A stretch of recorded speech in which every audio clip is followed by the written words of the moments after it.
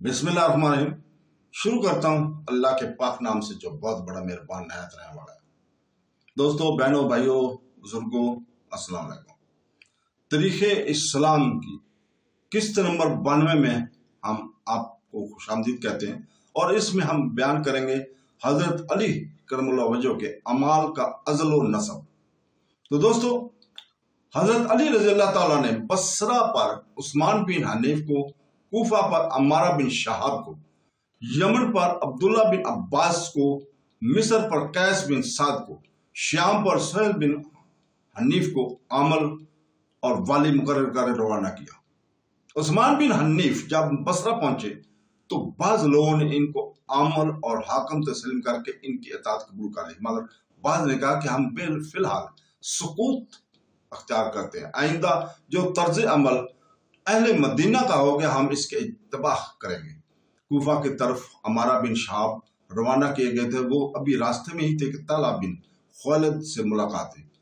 तला बिन खालिद ने अमारा से कहा कि मुनासिब यही है कि तुम वापस चले जाओ। अहले कूफा अबू मूसा को किसी दूसरे अमल से तब्दील करना नहीं चाहते, और अगर तुम मेरा कहना नहीं मानते हो तो मैं तुम्हारी गर्दन उड़ाए देता हूँ। ये सुनकर अमारा खामोशी के साथ मदीना की तरफ वापस चले गए।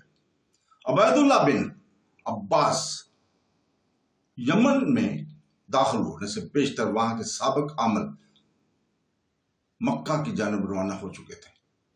अबैदुल्लाह बिन अब्बास ने बातमीनान यमन की हुकूमत संभाली। कैस बिन साद मिस्र में पहुंचे तो वहां के बाद शख्सों ने इनकी अतात कबूल की, बाज ने सकूत अख्तियार की।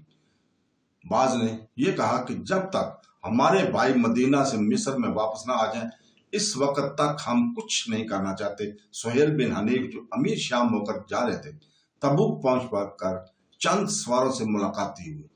इन सवारों ने दरियाफ्त किया कि तुम कौन है? सुहैल ने जवाब दिया कि मैं अमीर शाम मुकर्रर होकर जा रहा हूँ। इन सवालों ने कहा कि तुमको उस्मान के सिवा किसी और ने अमीर मुकर्रर करके रवाना किया है, तो तुम्हारे लिए बेहतर यही है कि फौरन वापस चले जाओ। ये सुनकर सुहैल मदीना की तरफ वापस चले आए। ये जब मदीना में दाखिल हुए तो इनके साथ ही बाज दूसरे वापस शुदा अमाल भी मदीना में पहुंचे। जरीर बिन अब्दुल्ला हजरत उस्मान रज़ी अल्लाह ताला की शादी के वक्त हमदान के आमद थे। हजरत अली रज़ी अल्लाह ताला इनको लिखा कि अपने सुबह से बैत लेकर हमारे पास चले आओ। वो इस हुक्म की तामील में मदीना चले आए। हजरत अली रज़ी अल्लाह ताला ने माइज़ असलमी के हाथ अबू मूसा अशरी के पास एक खत रवाना किया, जिसके जवाब में अबू मूसा ने लिखा कि अहले कूफा ने मेरे हाथ पर बैत कर ली है।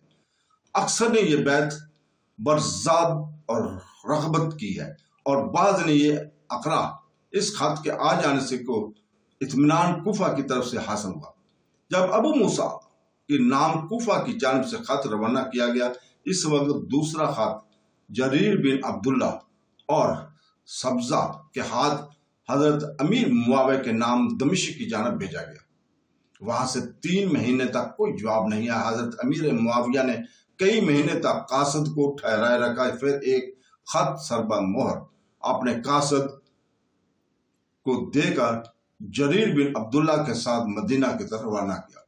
इस खत के लिफाफा पर हजरत अली रज़ी अल्लाह ताला का पता साफ लिखा हुआ था, यानी यह खत लेकर दोनों कासद माह रबीउल अव्वल के आखिरी अय्याम में मदीना पहुंचे। कासद ने हजरत अली रज़ी अल्लाह ताला की खिदमत में हाजिर होकर खत पेश किया। हजरत अली रज़ी अल्लाह ताला ने लिफाफा खोला तो इसके अंदर से कोई खत ना निकला। आपने गुस्सा के साथ कासद की तरफ देखा। कासद ने कहा कि मैं कासद हूं, मुझको जान की अमाल चाहिए।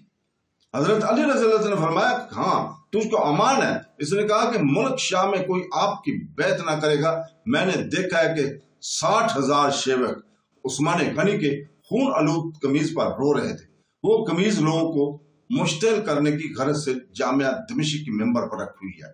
हजरत अली रज़ी अल्लाह ताला ने फरमाया, वो लोग मुझसे खून उस्मान का बदला तलब करते हैं, हालांकि मैं खून इस्लाम उस्मान से बरी हूं।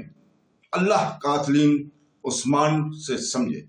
ये कहकर कासद को मुआविया की तरफ वापस कर दिया।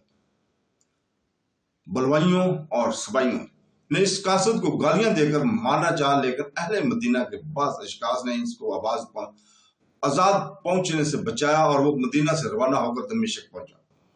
جزیر بن عبداللہ کے نسبت بھی کلوئیوں کے سرداروں نے معاویہ سے ساز باز کرنے کا الزام لگایا، کیونکہ وہ دیر تک شام میں رہے تھے اور فوراً واپس نہ آ سکے تھے۔ جزیر اس الزام کو سن کر کبیدہ خاطر ہوئے اور مدینہ کی طرف چلے گئے۔ حضرت معاویہ رضی اللہ تعالیٰ کی جب یہ خبر لگی تو انہوں نے فرکیسہ میں اپنے قاصد بھیج کر بااسرار جریر کو اپنے پاس بلوایا۔ مدینہ والوں کو جب امیر معاویہ اور حضرت علی رضی اللہ تعالیٰ کے قاصدوں کے آنے جانے اور قطاعت کے منتقع ہونے کا حال معلوم ہوا تو اب ان کی فکر ہوئی کہ دیکھی آپس میں کہیں اور عظیم الشان کشت و خون نہ ہو۔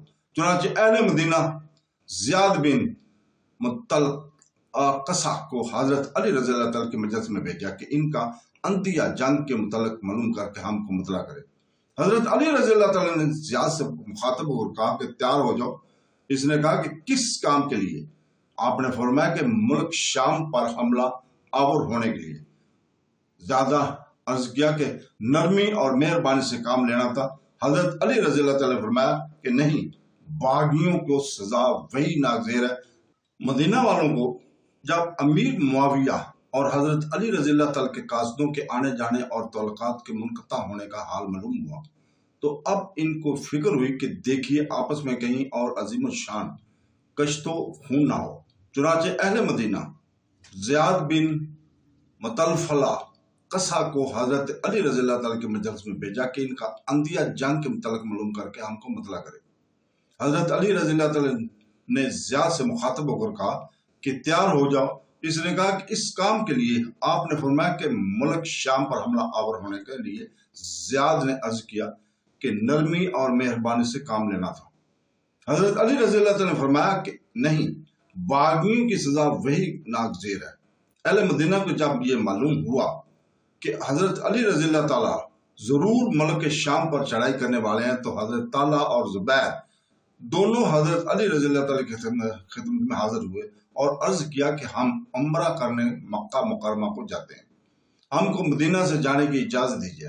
حضرت علی رضی اللہ تعالیٰ نے دونوں حضرات کا مدینہ میں زیادہ روکنا اور نظر بند رکھنا ان مناسب نہ سمجھ کر اجازت دے دی اور مدینہ میں اعلان کرا دیا کہ ملک شام پر فوج کشی کرنے کے لیے لوگ تیار ہو جائیں اور اپنا اپنا سامان درست کر لیں۔ پھر ایک خط عثمان بن حنیف کے پاس بصرہ کی جانب، ایک اور ابو موسیٰ کے پاس کوفہ کی جانب اور قیس بن سعد کے پاس مصر کی جانب روانہ کیا۔ جہاں تک ممکن ہو اپنی طاقت اور اثر کو کام میں لا کر لشکر فراہم کرو اور جس وقت ہم طلب کریں فوراً ہمارے پاس بھیج دو۔ جب اکثر اہل مدینہ حضرت علی رضی اللہ تعالیٰ کے حکم کے موقف تیار ہو گئے تو آپ نے اپنی جگہ مدینہ کا حاکم تجویز کر کے اپنے بیٹے محمد بن حنفیہ کو لشکر کا جھنڈا عطا کیا۔ میمنہ کا افسر عبداللہ بن عباس کو مقرر فرمایا، میسرہ پر عمرو بن ابی سلمہ کو مامور کیا اور ابو لیلہ بن جراح برادر حضرت ابو عبیدہ بن جراح کو مقدمۃ الحبش کے سرداری سپرد فرمائی اور اس احتیاط کو ملحوظ خاطر رکھا کہ بلویوں میں سے جن کی اکثر تعداد ابھی تک مدینہ میں موجود تھی کسی کو فوج کے کسی حصہ کا سردار نہیں بنایا۔ ابھی حضرت علی رضی اللہ تعالیٰ فوج کے اصول کی سرداریاں ہی تقسیم فرما رہے تھے، لیکن فوج ابھی مرتب ہو کر مدینہ سے روانہ بھی نہیں ہوئی تھی کہ مکہ کی جانب سے خبر پہنچی کہ وہاں آپ کی مخالفت میں تیاریاں ہو رہی ہیں۔ خبر سن کر آپ نے سر دست ملک شام کا ارادہ ملتوی کر دیا۔ تو دوستو، آج ہم آپ سے اجازت چاہتے ہیں، کل تک کے لیے اللہ حافظ۔